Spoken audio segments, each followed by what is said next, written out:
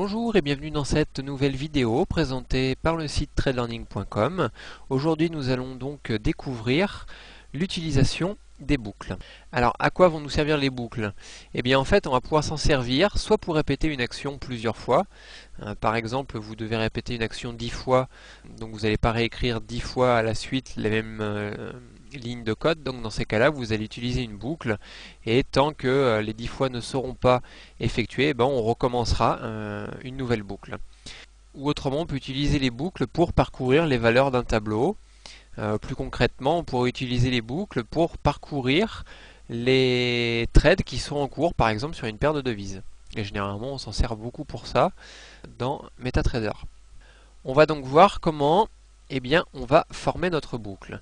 Donc la première chose, pour créer une boucle, il faut utiliser la commande for.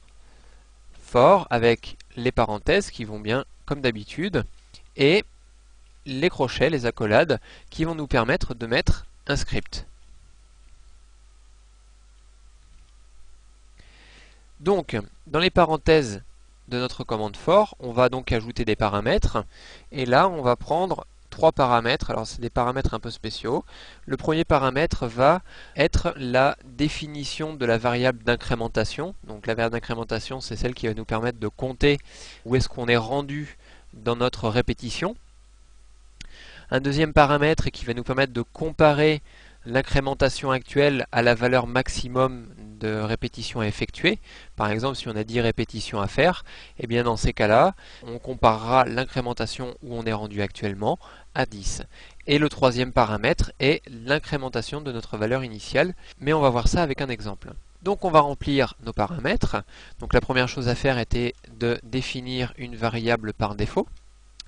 Enfin d'initialiser une variable. Donc là en fait on crée une variable numérique, la chiffre entier, et on la met par défaut à 0, c'est-à-dire que la boucle va commencer de 0. Ensuite, i plus petit que 10, donc là dans notre exemple on aura un maximum de 10 boucles.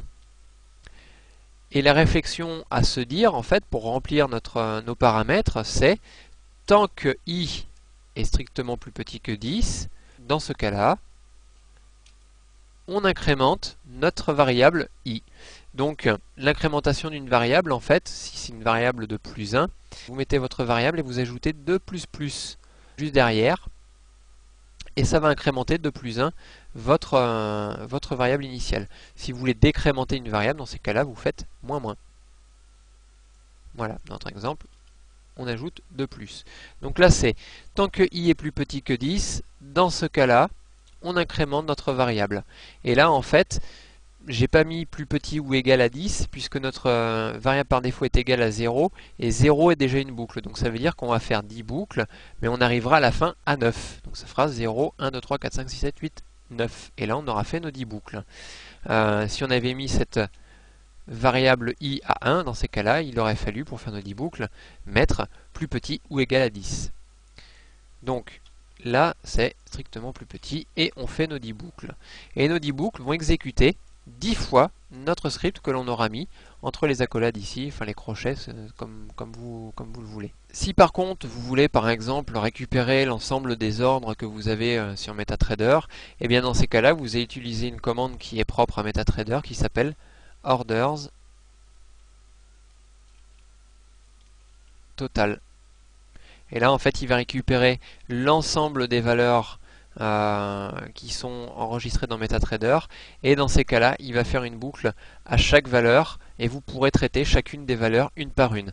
Bon, on verra plus en détail cette technique là qui va permettre de récupérer par exemple les ordres qui sont en mode trading, ou récupérer les historiques de vos ordres, ceux qui ont déjà été passés, annulés, qui ont touché leur take profit, leur stop loss, etc. Donc vous pouvez vraiment récupérer tous les ordres que vous avez fait, ce qui est intéressant dans certaines stratégies. Donc là on a vu la formation d'une boucle, c'est pas très compliqué.